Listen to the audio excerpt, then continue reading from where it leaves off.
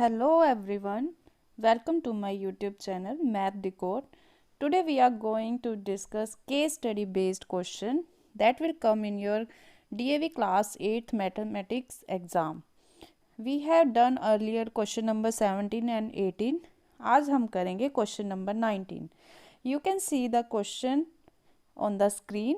There are 5 sub parts. इसमें से आपको एग्ज़ाम में सिर्फ 4 पार्ट्स जो भी आपको अच्छे से आते हैं वही अटैम्प्ट करने हैं.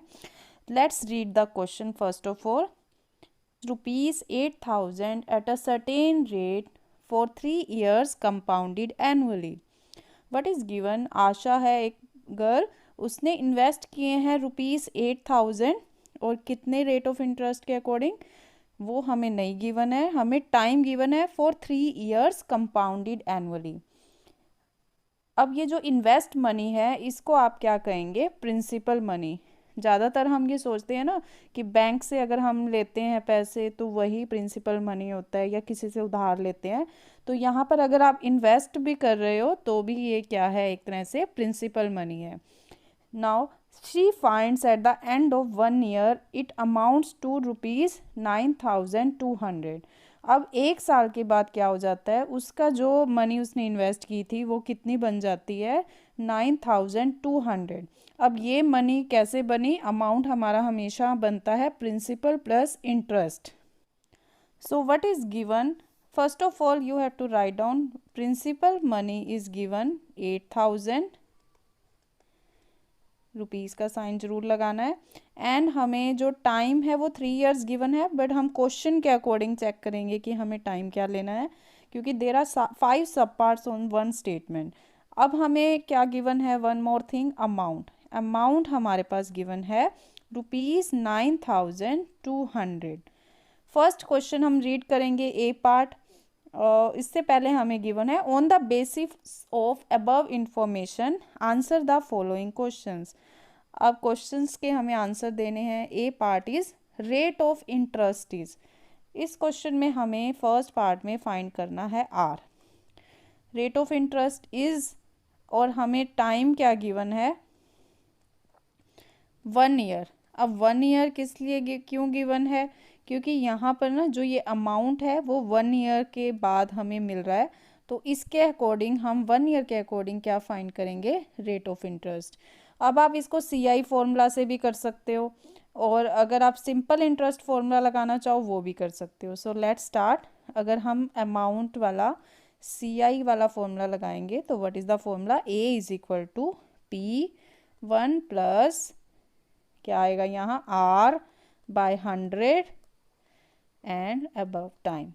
अब यहाँ इस फॉर्मूला से हम ट्राई करते हैं क्या आंसर आएगा. 9,200 लिखा है अमाउंट के प्लेस पे, प्रिंसिपल मनी के प्लेस पे राइट डाउन 8,000 रुपीज़. अब हमें रेट ऑफ इंटरेस्ट तो नहीं गिवन तो R write as it is. Time is 1 year, so write here 1 year. अब यहाँ पर क्या है, ये जो आपके पास 8,000 है आप इसको यहाँ डिवाइड में भी लेके जा सकते हो क्योंकि यहाँ मल्टीप्लाई में गिवन है. यहाँ पर आपके पास रहेगा 1 प्लस R/100. अब ये 20 से 20 कट हो जाएंगी. कट करो 4 के टेबल पे. 4 2 ज़ा 8 0, 4 2 ज़ा 8, 4 3 ज़ा 12, 23/20 आ गया. अब यहाँ सोल्व कर लेते हैं. लेफ्ट साइड में राइट कर रही हूँ R/100. अब यहाँ पर जो 23/20 है वो सोल्व करने पे आए वो राइट करेंगे और ये जो 1 है ये 1 का आप क्या करोगे, इस साइड माइनस में आ जाएगा. Now do the simplification. 23 minus 20 हो जाएगा. So you will get only 3/20. अब हमारे पास क्या रह गया, यहाँ पर हमारे पास है R/100 and here 3/20. So I am doing here in this area R/100 is equal to 3/20. तो अगर हम यहाँ पर ले आए क्रॉस मल्टीप्लाई करके, we can do cross multiply. So यहाँ क्रॉस मल्टीप्लाई की जरूरत नहीं है, सिर्फ R की वैल्यू चाहिए तो आप 100 को राइट हैंड साइड लेके जाओ एंड डू द मल्टीप्लीकेशन. 0 से 0 कट हो जाएगी. 2 5 ज़ा 10 and it is equal to 15. So what is your R here, that is your third answer 15%। अब यही क्वेश्चन अगर आप सिंपल इंटरेस्ट के फॉर्मूला से फाइंड करोगे तब भी यही आंसर आएगा। सो लेट्स चेक कि अगर आप उस फॉर्मूला से करते हो तो आपका आंसर सेम आएगा। Okay, now we will do again.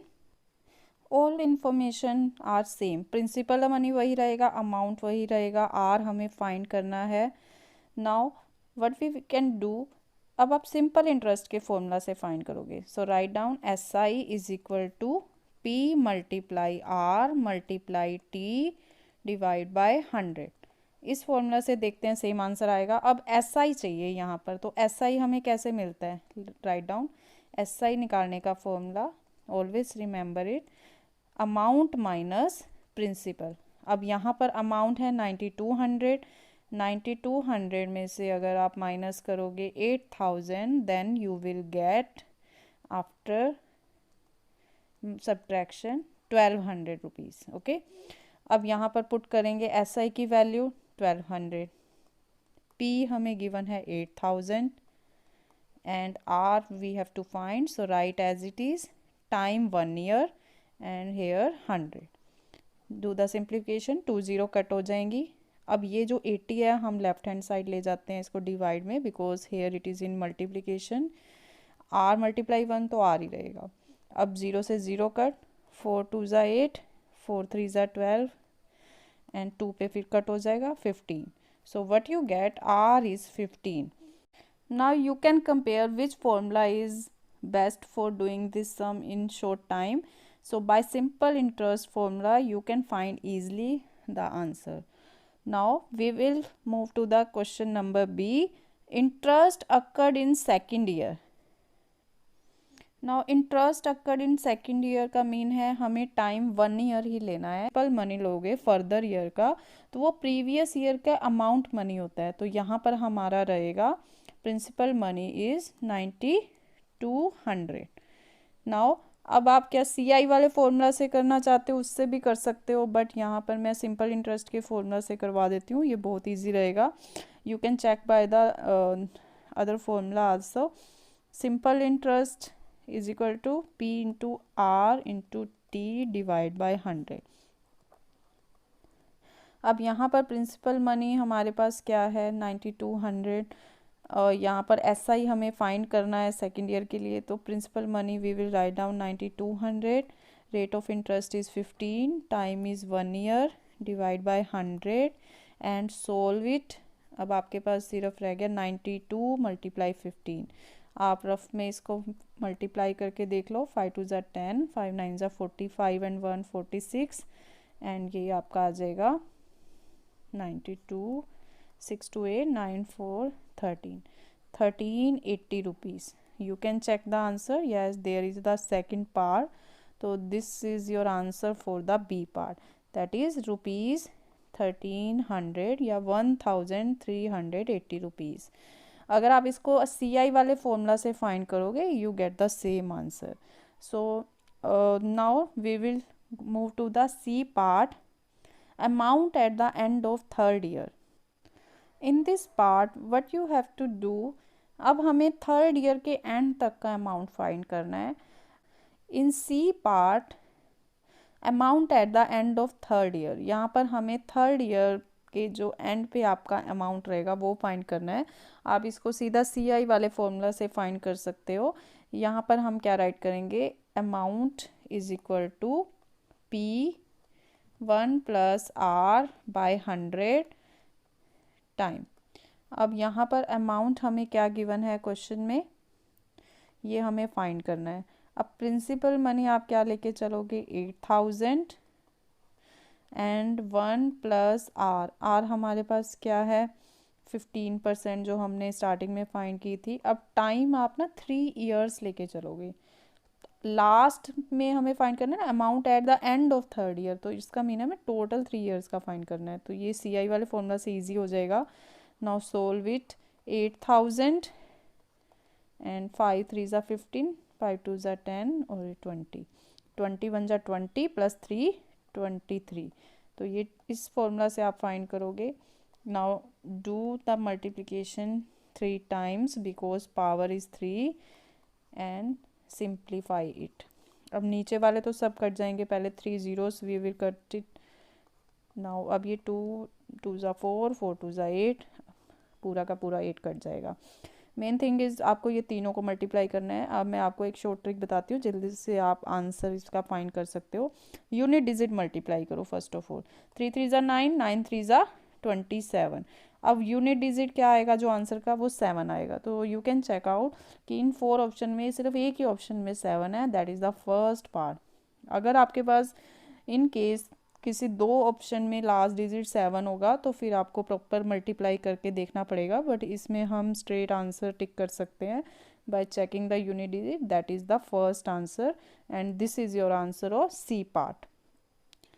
Let's do the D part. In what time rupees 8,000 will amount to rupees 8,820 at 5% per annum compounded annually? अब ये compounded annually given है तो हमें compound interest वाले formula से ही करना है। What is given in what time rupees 8,000, मतलब ये जो मनी है ये कब 8,820 में कन्वर्ट हो जाएगी। तो इट्स मीन ये 8,000 इन्वेस्टिंग मनी थी, दैट इज़ प्रिंसिपल, और ये क्या हो गया, मतलब हमारा ये भी मनी है, ये अमाउंट हो गया। ये 5% हमें गिवन है आर। अब इस क्वेश्चन में आर गिवन है, हमें ये 15% यूज़ नहीं करनी, बट हमें टाइम फाइंड करना है। तो आप अमाउंट वाला फॉर्मूला लगाओ, that is P1 + R/100 power T, whatever is given put here. Amount हमें गिवन था 8,820 एंड प्रिंसिपल मनी गिवन है 8,000 एंड 1 + आर। आर हम ध्यान से राइट करेंगे, 5% थी तो 5/100 टाइम एज इट इज़। अब यहाँ पर आप क्वेश्चन में देख सकते हो ये जो ब्रैकेट में है ना, इसकी पावर टी है, इसको अभी हम सोल्व नहीं कर सकते। ये जो मल्टीप्लाई में पड़ा है ये आप लेफ्ट हैंड साइड ले जाके क्या कर सकते हो, डिवाइड में राइट कर सकते हो and you can solve.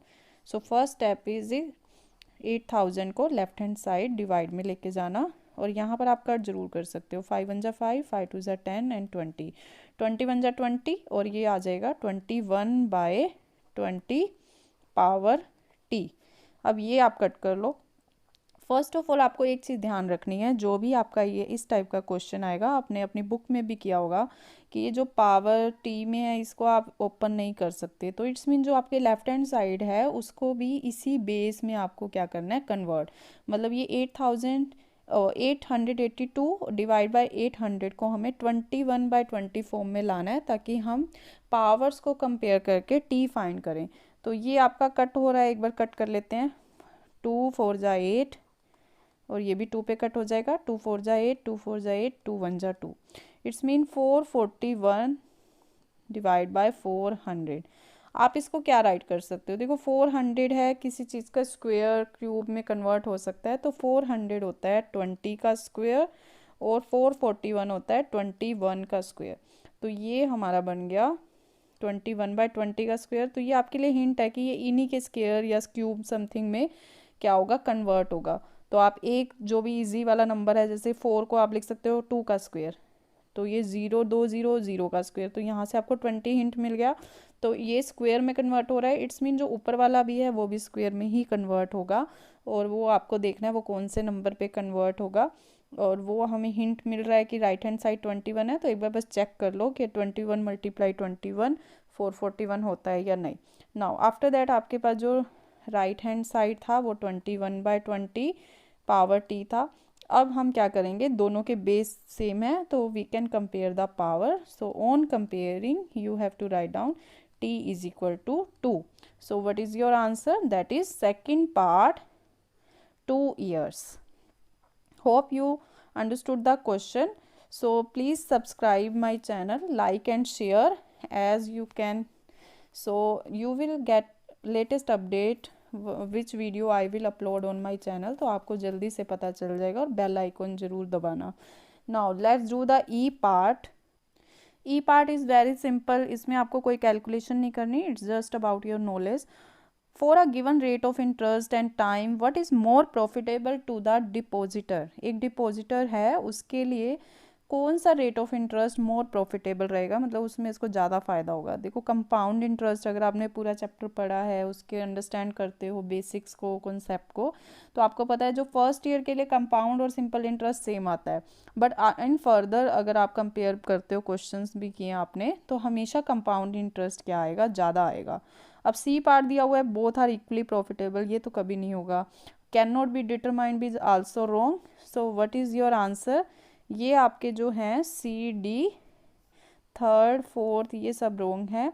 So what is your answer? Compound. मतलब अगर आपको 4 पार्ट्स करने हैं ना, तो ई पार्ट आप इजीली कर सकते हो अगर आपके कॉन्सेप्ट क्लियर हैं, बट अगर आपको फिर भी कन्फ्यूज़न हो रही हो तो आप पहले वाले 4 कर लो अगर आपकी कैलकुलेशन अच्छी है, so you will get the full marks.